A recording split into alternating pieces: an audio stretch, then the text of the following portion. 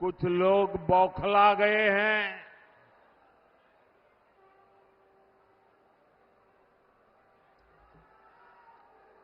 वो अपना आपा खो बैठे हैं। और मेरे प्यारे देशवासियों, मैं कहता हूं, मोदी की गारंटी कहती है, मोदी का मंत्र है, भ्रष्टाचार हटाओ। वो कहते हैं, भ्रष्टाचारी बचाओ। ये चुनाव इन दो खेमों की लड़ाई है। एक खेमा एनडीए का, जो भ्रष्टाचार हटाने के लिए मैदान में है। दूसरा वो खेमा जो भ्रष्टाचारियों को बचाने के लिए मैदान में है। फैसला आपको करना है।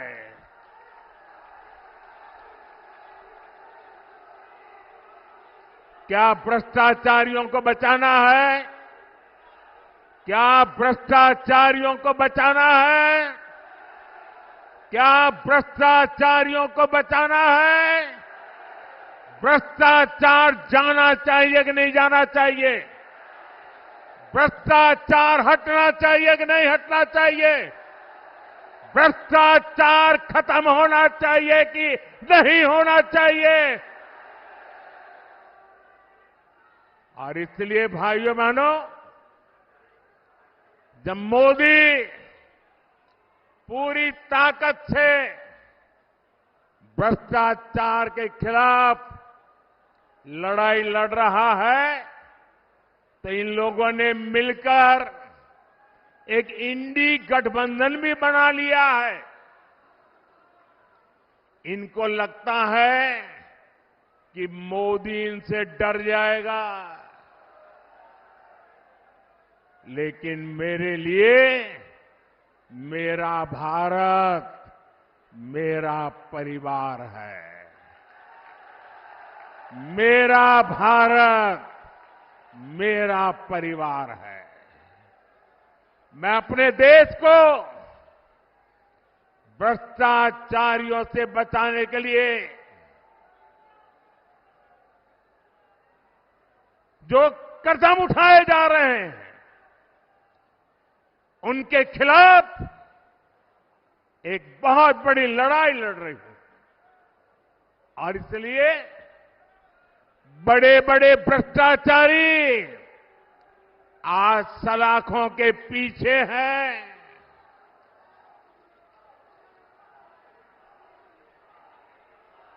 सुप्रीम कोर्ट तक जमानत नहीं मिल रही है। और इसलिए कई बड़े बड़े भ्रष्टाचारियों को कोर्ट के चक्कर लगाने पड़ रहे हैं। और इसलिए पूरे देश में आपने टीवी पे देखा होगा, कहीं बिस्तर के नीचे से नोटों को ढेर निकल रहे हैं, कहीं दीवारों से नोटों के ढेर निकल रहे हैं। और अभी तो मैंने देखा, वॉशिंग मशीन में नोटों के ढेर थे।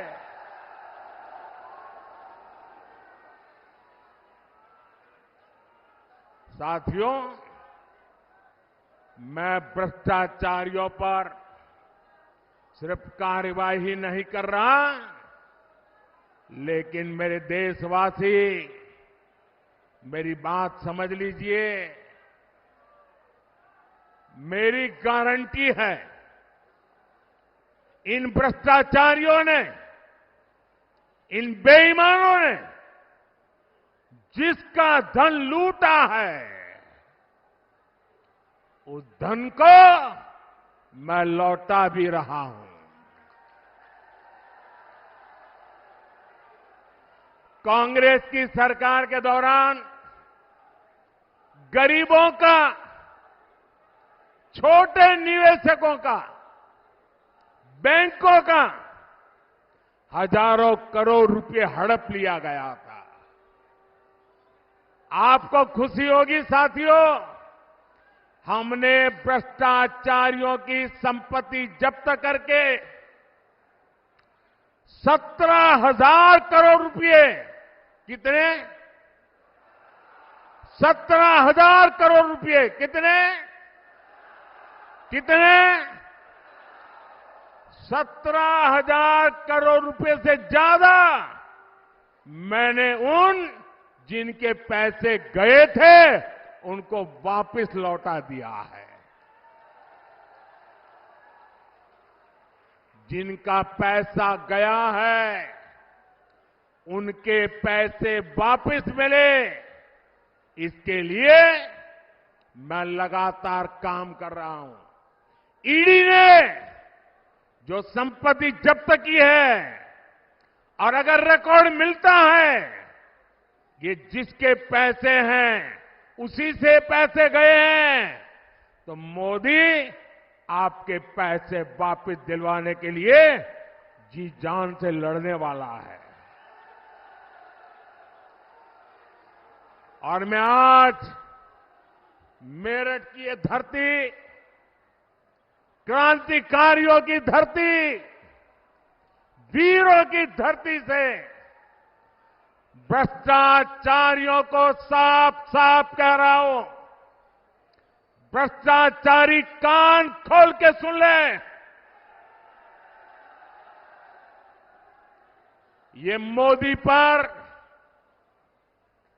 चाहे कितने भी हमले करे, ये मोदी है, रुकने वाला नहीं है।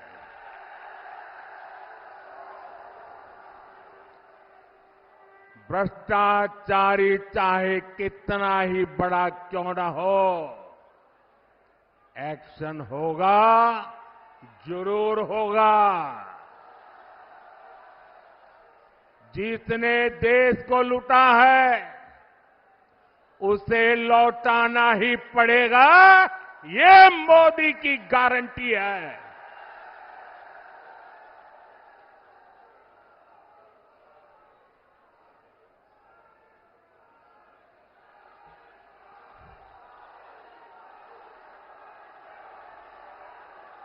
साथियों, मेरठ की इस धरती का देश की अखंडता और एकता से बड़ा रिश्ता रहा है। ये स्वतंत्रता सेनानी वीर मंगल पांडे की कर्मभूमि है। ये धरती धनसिंह कोतवाल जैसे शूरवीर की धरती है। शौर्य की इस धरती से आज मैं पूरे देश को बताना चाहता हूं कि कैसे कांग्रेस और इंडी अलायंस देश की अखंडता और देश की एकता को तोड़ते रहे हैं। आज ही कांग्रेस का ये एक और देश विरोधी कारनामा देश के सामने आया है। तमिलनाडु में भारत के समुद्री तट से कुछ दूर, कुछ किलोमीटर दूरी पर श्रीलंका और तमिलनाडु के बीच में समुद्र में एक टापू है, एक द्वीप है, कच्चा थीवू, अलग अलग नाम भी लोग बोलते हैं, कच्चा थीवू। ये द्वीप सुरक्षा की दृष्टि से बहुत महत्वपूर्ण है। देश आजाद हुआ तब हमारे पास था और ये हमारे भारत का अभिन्न अंग रहा है। लेकिन कांग्रेस ने 4-5 दशक पहले कह दिया कि ये द्वीप तो गैर जरूरी है, फालतू है, यहां तो कुछ होता ही नहीं है। और ये कहते हुए मां भारती का एक अंग आजाद भारत में ये कांग्रेस के लोगों ने, इंडिया अलायंस के साथियों ने मां भारती का एक अंग काट दिया और भारत से अलग कर दिया। देश कांग्रेस के रवैये की कीमत आज तक चुका रहा है। भारत के मछुआरे मछली पकड़ने के लिए समंदर में जाते हैं, तमिलनाडु के हैं, केरल के हैं, पुडुचेरी के हैं, तेलंगाना के हैं, आंध्र के हैं, इस द्वीप की तरफ जाते हैं तो इन्हें गिरफ्तार कर लिया जाता है, उनकी बोट को कब्जा कर लिया जाता है। ये कांग्रेस के पाप का परिणाम है कि हमारे मछुआरे आज भी सजा भुगतते चले जा रहे हैं। और कांग्रेस पार्टी इतनी बड़ी उनकी पाप के जब बात आती है तो कांग्रेस की बोलती बंद हो जाती है। डीएमके जैसे दल जो कांग्रेस के साथी हैं, वे भी मुंह पे ताला लगा करके बैठ जाते हैं।